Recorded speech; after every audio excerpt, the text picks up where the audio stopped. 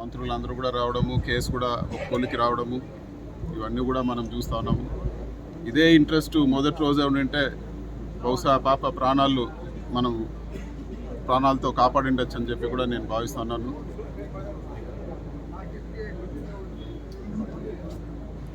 వాళ్ళ తండ్రి ఉన్నారు, వాళ్ళ కుటుంబానికి కూడా అన్ని విధాల సహకారం ఉంటాము. జగన్మోహన్ రెడ్డి గారు కూడా కేసు ఒక కొలికి వచ్చినందువలన మేము ఆయన్ని పర్యటన వాయిదా వేసుకోమని చెప్పి నేను కూడా రిక్వెస్ట్ చేయడం జరిగింది.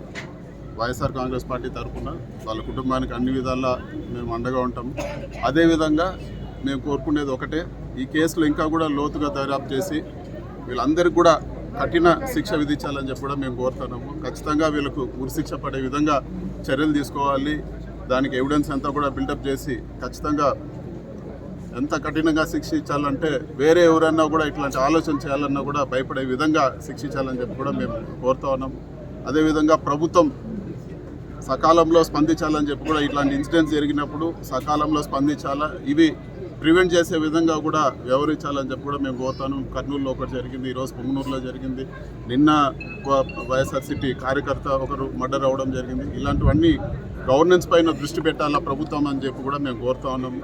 అంతేగాని పనికిరాని విషయాలపైన దృష్టి పెట్టి ప్రజలకు ఉపయోగం లేని విషయాలపైన దృష్టి పెట్టకుండా ప్రజలకు ఏదైతే ప్రభుత్వం ఒక భరోసా కల్పించాలో దానిపైన దృష్టి పెట్టాలని చెప్పి కూడా మేము కోరుతా ఉన్నాము. దీంట్లో పాలిటిక్స్కి ఎటువంటి తావు లేదు. అందరూ కూడా చాలా బాధాకరమైన విషయము. ఊరందరూ కూడా ఆ పాప మిస్సింగ్ అయినప్పుడు కానీ చనిపోయిందని తెలిసినప్పుడు కానీ అందరూ కూడా చాలా బాధపడ్డారు. సో దీంట్లో ఎటువంటి రాజకీయాలు కూడా తావలేదు.